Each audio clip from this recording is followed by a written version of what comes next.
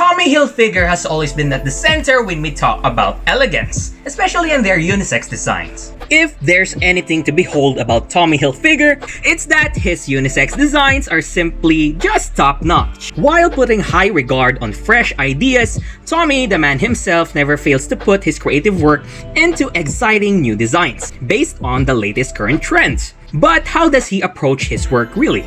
Back in the 90s, because of his blue jeans and other merchandise, Tommy Hilfiger was dubbed as the king of urban fashion. Largely contributing to this is the fact that he always loved to work up and close to his customers. Therefore, Tommy has always been a hands-on type of fashion designer, as he would be doing regular in-store appearances so that he could get closer to shoppers and learn what they wanted specifically. Eventually, through this, he would deliver to the satisfaction of his customers. He loves asking for feedback directly to the public and use it to shape future collections.